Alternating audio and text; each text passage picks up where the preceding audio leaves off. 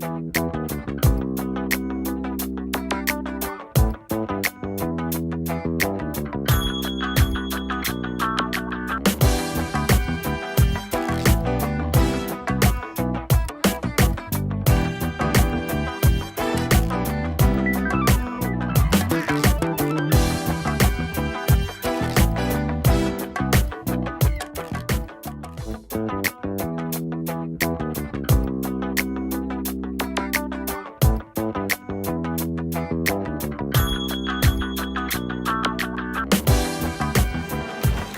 you for coming today to the great debate. I think it will be a good bit of fun watching these two teams square off on the topic of reality TV. We have Team 1, which is Ms. Adelberg and Mr. Welch. And then we have Team 2, and their top, position is reality TV is good for American society. And then we have Team 2, which is Ms. Braveheart and Mr. Paul, and their stance is reality TV is not good for Americans. Okay?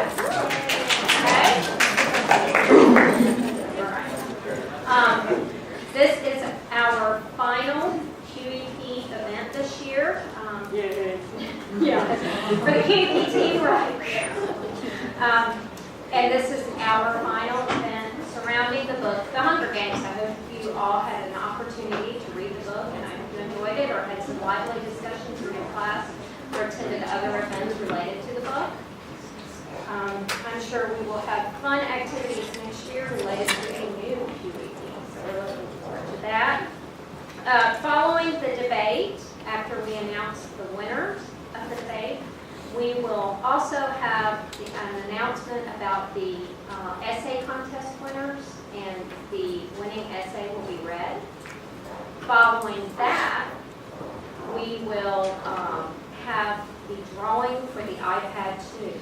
And these, all the names in the drawing are from people who have attended previous events and this event. So at the end of this event, you'll want to turn in your ticket, and we will mix it up and we will draw. Okay? So I will let the debate begin. And we have our moderator, Ms. Cheryl Abercrombie. So welcome everybody to the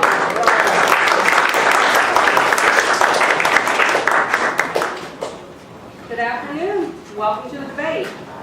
Our first debater today is Ms. Sissy Adelberg. Ms. Adelberg is an alumni of NFCC.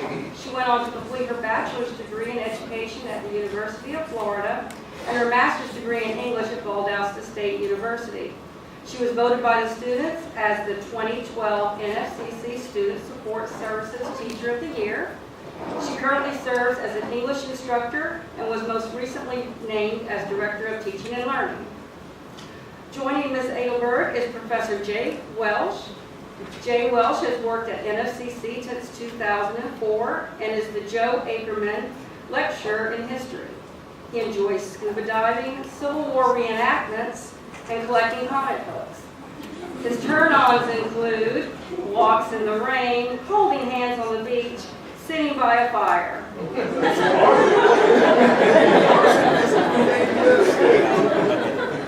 His turn-offs are loud people and sweaty man with lots of tattoos. On the opposing team is Ms. Sharon Braveheart. Ms. Braveheart graduated from Valdosta State University in 2002 with a Bachelor's of Business Administration in Accounting and Finance, and from the University of Phoenix in 2006 with an MBA in Accounting. She is currently attending Capella University, where she is pursuing her PhD in Business Accounting, needing only to complete her dissertation.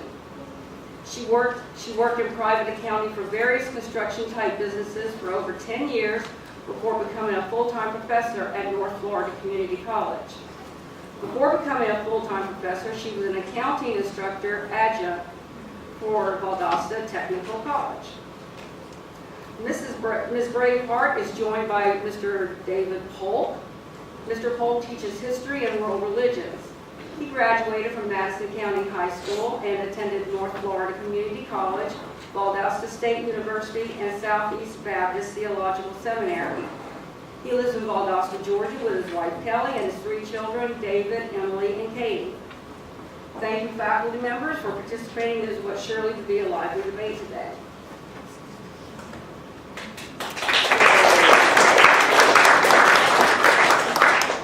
Our debate topic.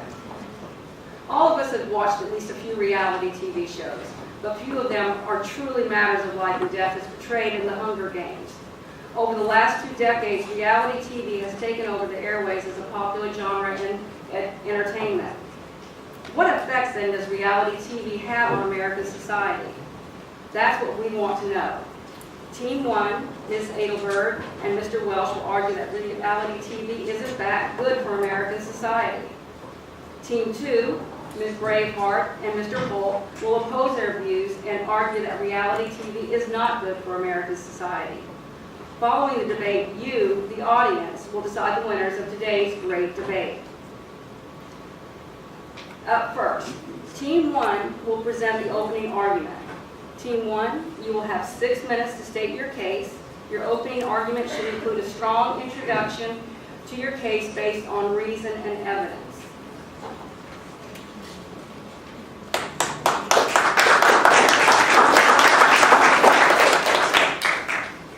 Good afternoon to you. I see many of you that I would normally see at this time over in the general classroom area. I'm so glad you dropped by. I appreciate that.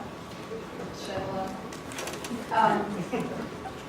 Also, I would like to say that this is my first experience with debating, and that I am on the side I'm on. I'm sure all of you who know me are finding it quite interesting. That being said,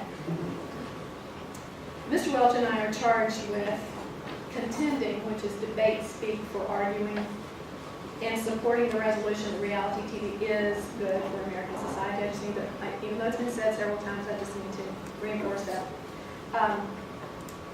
During these opening minutes, as debate protocol requires, I'm supposed to put forth our arguments, and these are called contentions, and we have 3. While the label reality TV covers a broad spectrum of topics, choices, and presentation styles, we contend that this genre of television has a positive effect in American society through at least 3 categories, which can be labeled informative, cathartic, and democratizing. Labels that blend into one another during the course of this discussion. Our first contention is that reality TV is informative.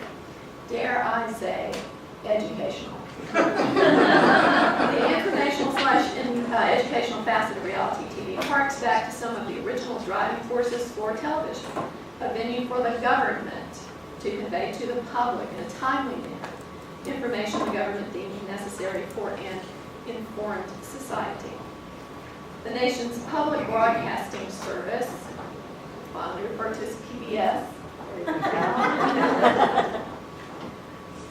this was formed to convey this sort of information, what it is to be a good citizen, and remember all of this is happening before what we currently enjoy with our global access via internet. So to say that it was limited is probably an understatement. A number of current programs also fall under the educational / informational umbrella. There are now entire networks devoted to specific educational and informational topics. Think HGTV, where one can learn how to make one's current housing better, how to avoid financial mistakes relevant to housing, how one's peers are breaking out of their current mold and setting up households in foreign lands. Think cooking networks, where one can watch experts at work learn how to better manage one's food budget and eat more interesting and healthy food, observe the huge variety of foods enjoyed in other cultures, not necessarily outside American borders. Think of what are often referred to as do-good programs that often intervene directly in societal life, enacting can-do solutions to problems. Home Edition is one of these.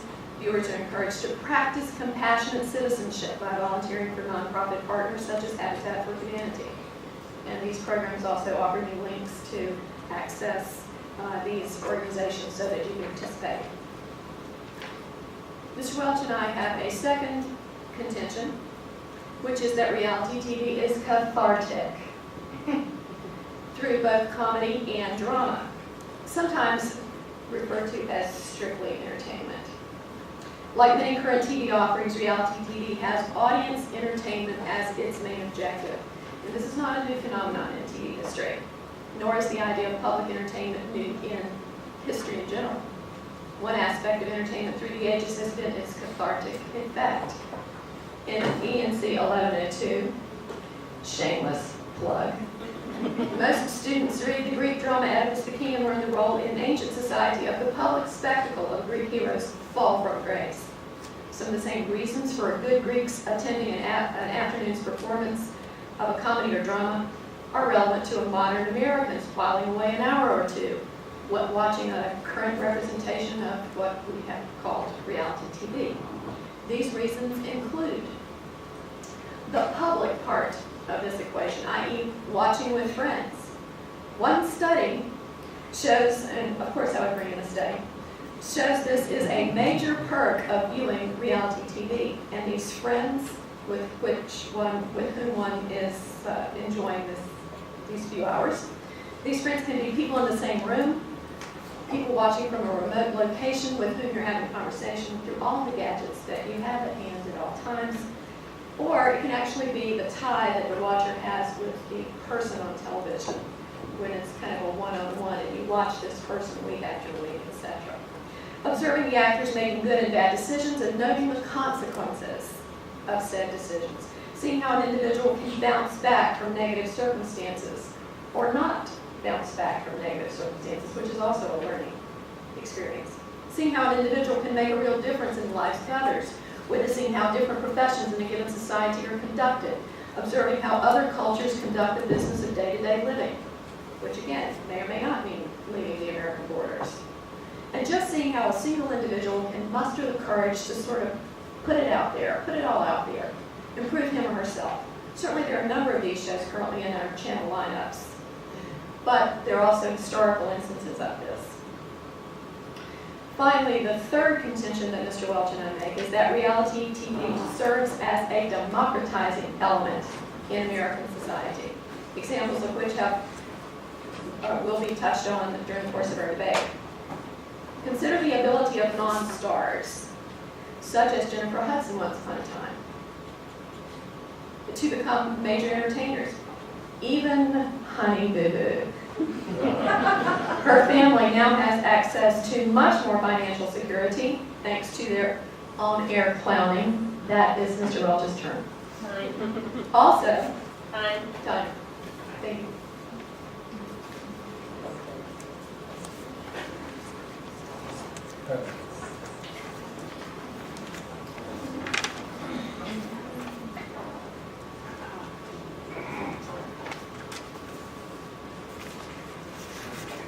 Thank you, Ms. Adelberg. Now, each team will have 1 minute of preparation time before the next round. During the next round of debate, Team 2 will cross-examine Team 1. Team 2 must ask questions of Team 1 during this portion of the debate and show a clear strategy or direction with the line of the questioning. Even though this is a debate, both teams will maintain a courteous and a respectful spirit. Team 2, you may begin your 2-minute cross-examination now. No, they have their 1 minute to prepare. Yeah. You have 1 minute to prepare. And then you can use their mic. Are y'all ready or do you want? Ladies, you use your mic. You want? No, you're gonna ask questions, you're gonna cross. Yeah, I'm gonna come up here and say. Yeah, come, look. Yeah, and they have.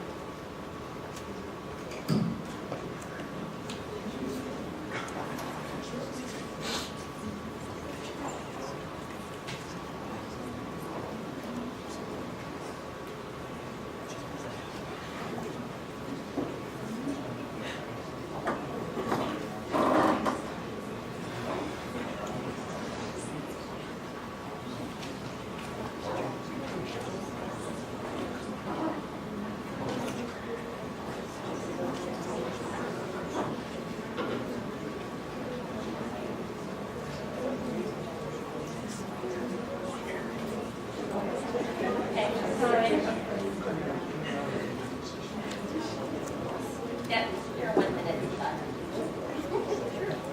Okay. In regard to your first contention, that the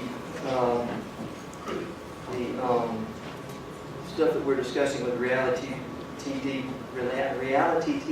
is informative, dare you say, educational.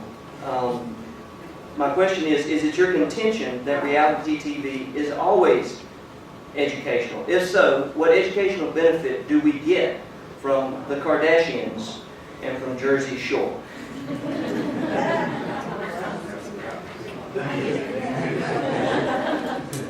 Under the issue of cathartic, and by that I take to mean that it makes us feel better, or in some ways creates a situation where we are better, is it your contention that watching the degrading of others in some way makes you feel better about yourself?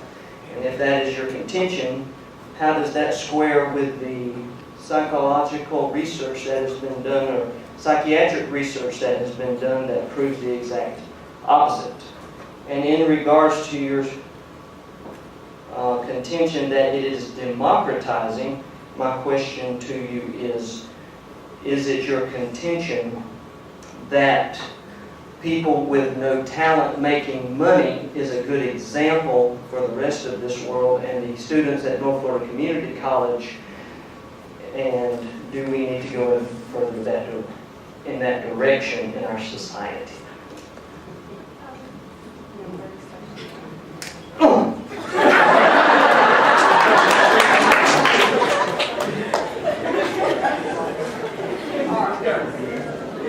Now each team will have 1 minute of prep time before the next round.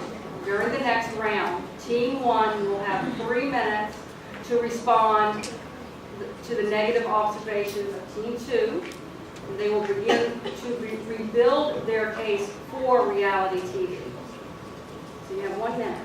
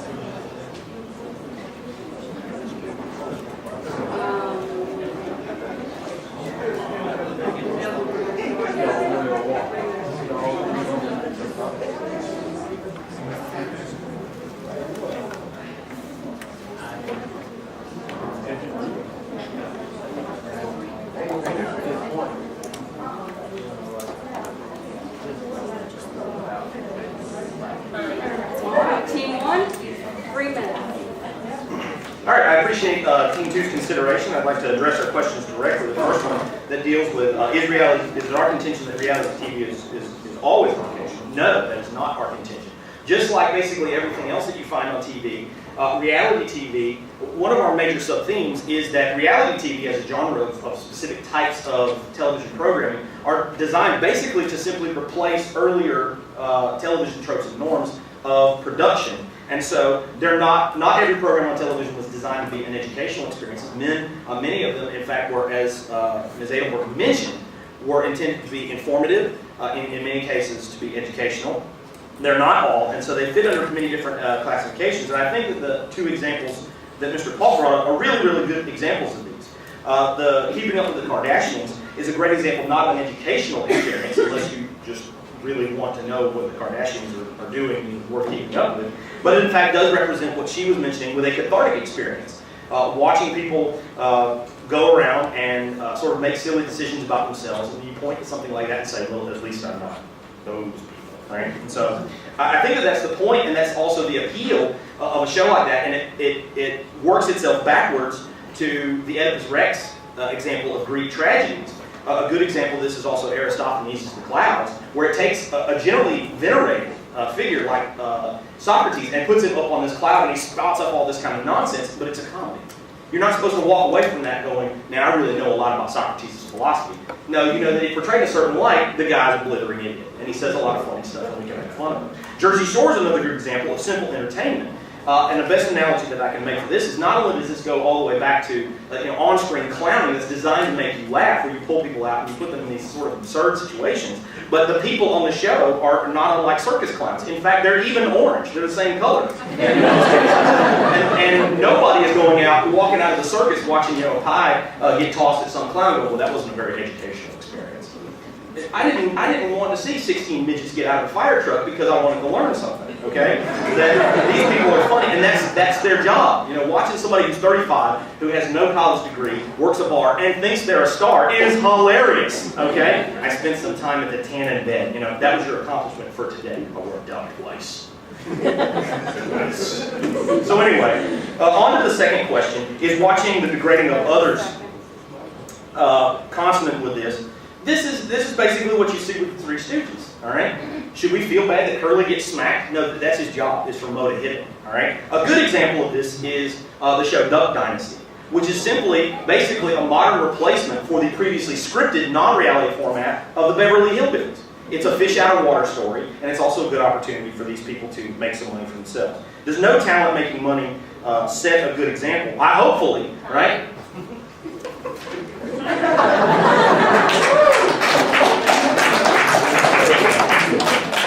Thank you, Mr. Welsh. Now each team will have 1 minute of prep time for the next round. During the next round, Team 1 will cross-examine Team 2. Team 2 must ask questions. Excuse me, I apologize. Now each team will have 1 minute of prep time before the next round. During the next round, Team 2 will have 7 minutes to build their case for reality TV and how it is bad for American society. Your argument should include strong introduction to your case based on reason and evidence.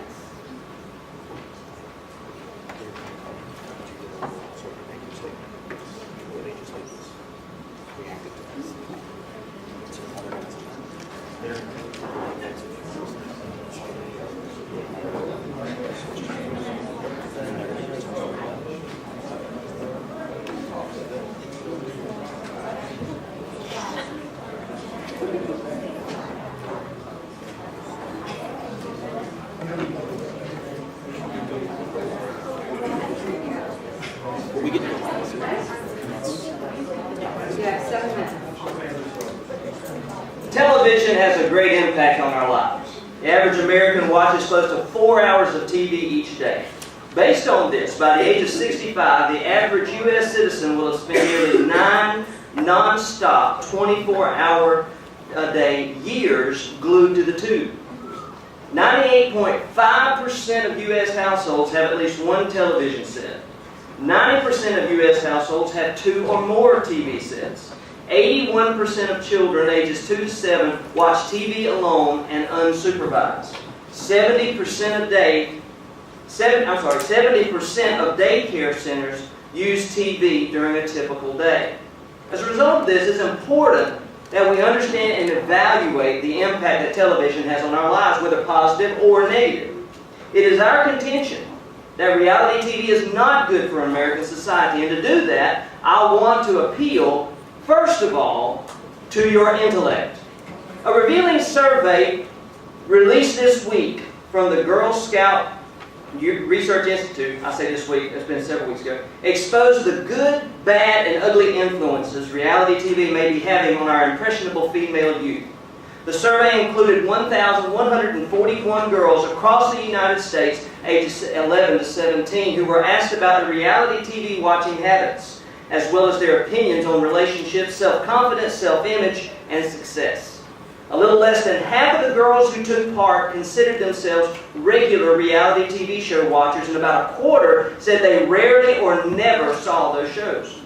In their study, the Girl Scout Research Institute found that girls who viewed reality TV regularly are more focused on the value of physical appearance. 72% say they spend a lot of their time on their appearance. More than a third think that a girl's value is based on how she looks.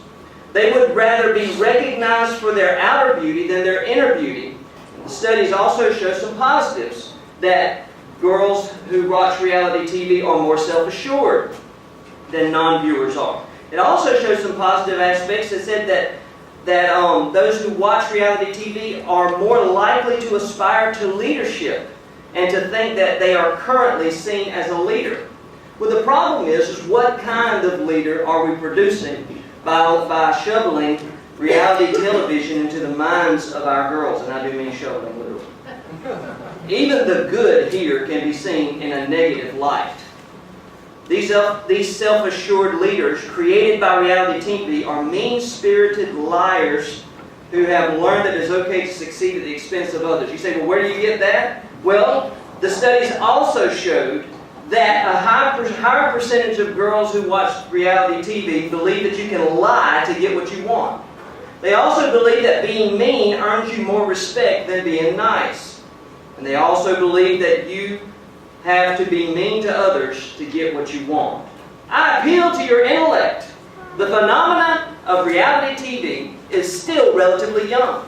We have yet to see all the effects it will have. If scientific research is already showing the negative effects, I'm afraid for what it will continue to show. Not only do I appeal to your intellect, I appeal to your humanity. Think of the kind of people reality TV is producing. Not only in the shows themselves, but in the people who are viewing them. Reality TV encourages people to pursue celebrity status and discourages the value of hard work and education. Reality shows send a bad message and help create a cult of instant celebrity. An American lawyer, Lisa Bloom, fears addiction to celebrity culture is creating a generation of dumbed-down women. Reality shows encourage such addictions and promote the general misguided belief that they should aspire to be the reality stars that they watch on TV.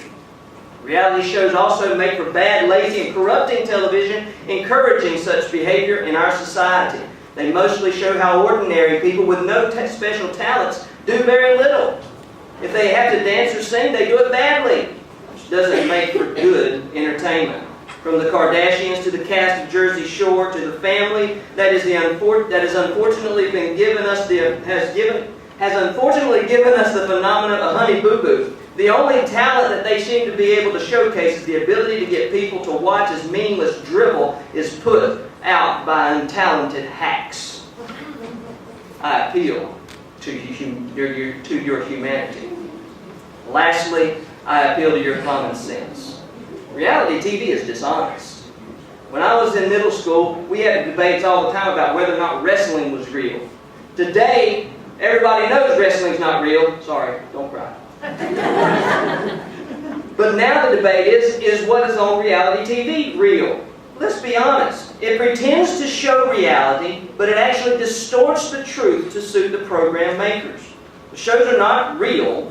They are carefully cast to get a mix of characters who are not all typical. Mostly they show a bunch of young, good-looking self-publicists who will do anything to get on TV. And usually the program makers try to ensure excitement by picking people who are likely to clash with each other. They then place them in unnatural situations such as Big Brother House or Survivor Island and give them strange challenges in order to provoke them to behaving oddly. In The Bachelor, where a group of women compete for the affections of an eligible male, the intimate dates they go on are filmed in front of a number of cameras. Y'all, that's not reality. Finally, the program makers film their victims for hundreds of hours from all angles, but only show the most dramatic parts. Selective editing is used to create storylines, but does nothing but manipulate the truth of what happened. And let's be honest, when we think reality, what do we think? We think that it's real. We think that's how life should be. We want our lives to emulate that. Let me appeal to your common sense. We don't want that type of dribble to be influencing our children, to be influencing ourselves. The lies go even further with the way in which false stereotypes are perpetrated. If you believe what you watch on the wife swap, you would come away believing that Southerners were ignorant, loud, judgmental fanatics. Common sense should tell us that perpetuating the lies about fame, get-rich-quick schemes, and over-the-top stereotypes is not good for society.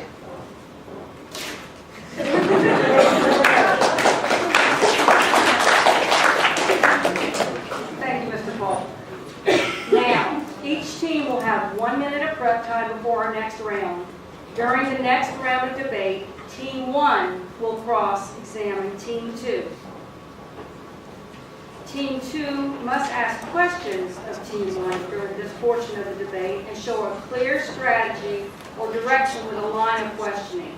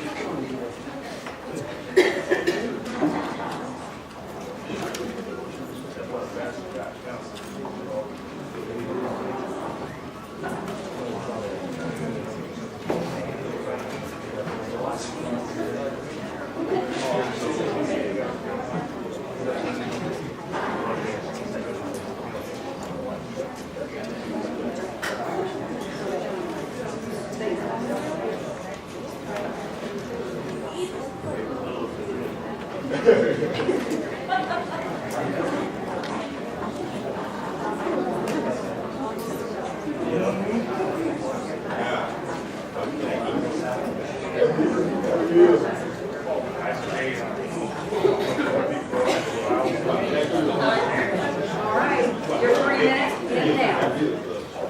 I'd like to thank Team 2 for their thoughts on the matter, and I have some overall sort of questions. I'm going to try to deal with more or less point by point as you presented them. The first one goes directly to the intellect idea that got introduced pretty early on, and it's sort of a two-part question, which is, well, what's the alternative then to reality TV? You've got to have some form of entertainment. Did what reality TV replace not have some negative effects? Second question that I'd like to ask is, do the studies that you guys present about the psychological impact, does that represent causality of reality TV to social problems, or merely a correlation of a troubled society that creates some problematic forms of entertainment? Third, we would like to know about what about reality shows that have positive elements of kindness? Extreme Makeover Home Edition, a number of shows that demonstrate skill and hard work and determination, Dancing with the Stars, Iron Chef. Fourth, I'm glad that you had mentioned the idea that the reality TV, the way that it's presented, is in fact, it's a produced show that has a storyline. But to correlate this to another show, doesn't Survivor and Big Brothers and those sort of voyeuristic type of shows, don't they have the same underlying feature, i.e. the breakdown of society given different situations, as The Walking Dead? And finally, this is a more sort of general overall question that I'd like to have you guys answer. Is the problem that you guys really have with reality TV, or simply TV, as a format for entertainment?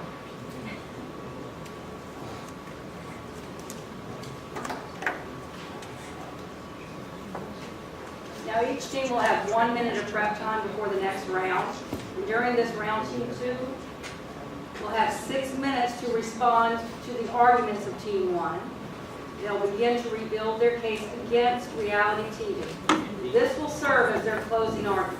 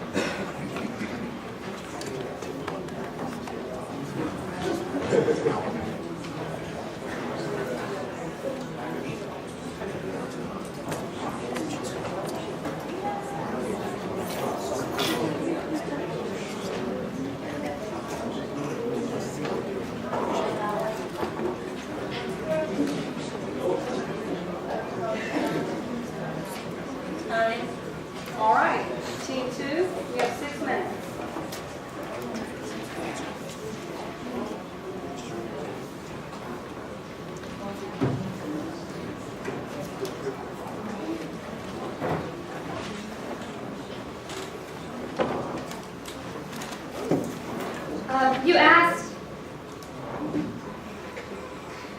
asked by what is the alternative? There are plenty of alternatives: sitcoms, comedies. The Cosby Show used to be a great wholesome family entertainment. There are a lot of family entertainment shows now that they could watch. There's also news. We need to be updated about what's going on. I wonder how many students here know about what's going on in Korea right now. Or are they watching so much reality TV they don't even know what is really going on in the world? You talked about the studies being causal or correlational. Our contention is it really doesn't matter. It's all part of the problem. But if you want to understand the impact on society, we can look at some research from psychology. According to Feldman, we talk about the younger generations watching this where their brains are not mentally mature enough to make distinctions between reality and fiction.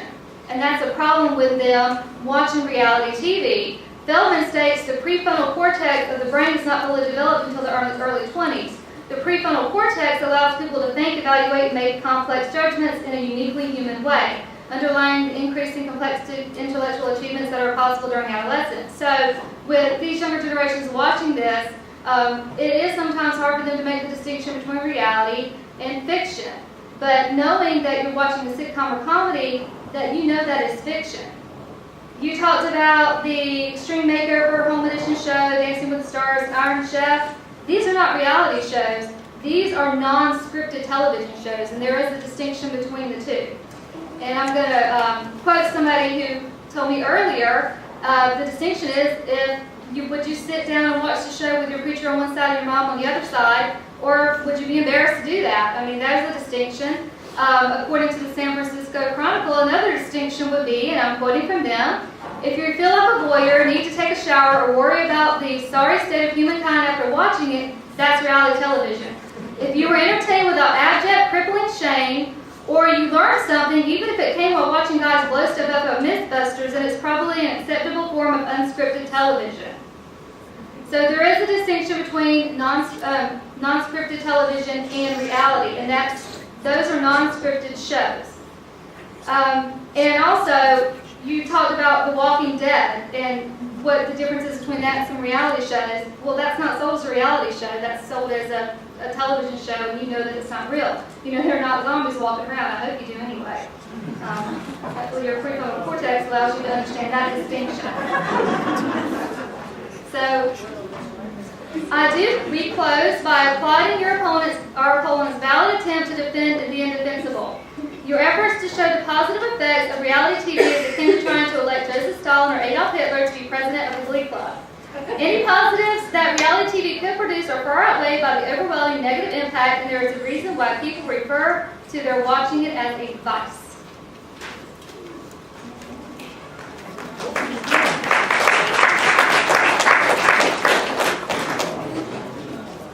Thank you, Ms. Braveheart. Now Team 1 will have 1 minute of prep time before the final round. The last round will serve as Team 1's closing argument. They should summarize the debate and show how their position is superior. They'll have 3 minutes.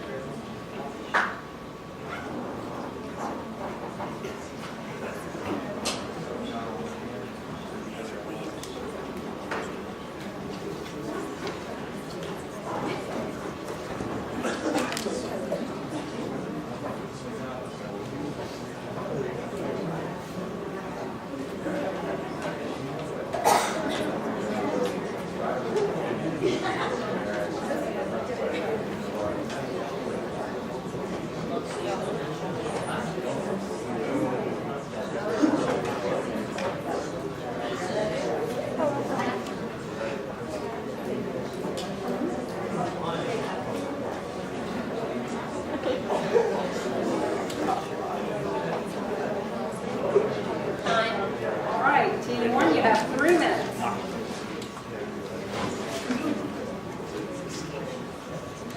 To have the last word. And such power ascribed to television. you.